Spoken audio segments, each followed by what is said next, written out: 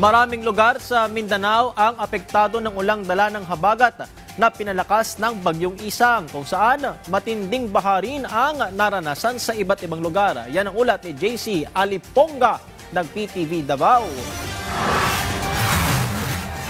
Sa bidyong kuha ng isang residente sa Cagayan de Oro, makikita ang pagragasa ng tubig baha na tuluyang naglubog sa tulay na nagdudugtong sa Purok 3-A Barangay Gosa at Purok 10 Barangay Cogman sa Cagayan de Oro City, hapon ng Agosto 22 ning taon.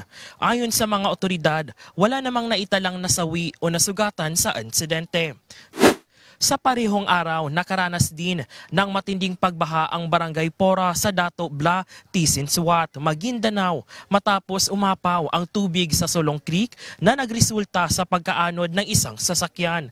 Sa Setio Tinuan naman, nakaranas rin ng pagbaha habang isinagawa naman ang preemptive evacuation sa sitio Hataman para sa kaligtasan ng mga residente.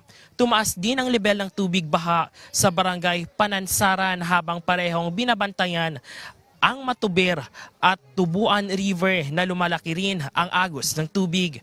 Pinayuhan din ng MDRRMO sa lugar ang mga residente na manatiling alerto, mag-monitor sa mga opisyal na anunsyo at sumunod sa mga babala para sa kanilang kaligtasan. Panawagan ko po sa lahat ng mga barangay na mag-monitor ho tayo sa mga waterways na malapit sa atin at isiguro ho natin yung ating mga constituents na ligtas. Kung kinakailangan ho ang preemptive evacuation, gawin na ho natin. Sa nangyaring pagbaha sa Maguindanao, matagumpay namang naisagawa ng MDRRMO katuwang ang Municipal Police Station sa lugar kasamang ibang local agency sa ginawang retrieval operation sa sasakyang inanod ng tubig baha sa Sulang Creek, Pora. At ngayon ligtas ang lahat at walang naiulat na nasaktan. Samantala sa ilang bahagi ng Davao City, partikular na sa Sasa malapit sa Old Airport, ay binaha rin.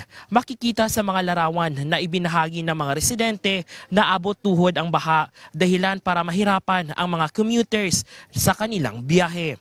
Mula dito sa Sasa, Davao City, ito si JC Aliponga para sa Pangbansang TV sa Bagong Pilipinas.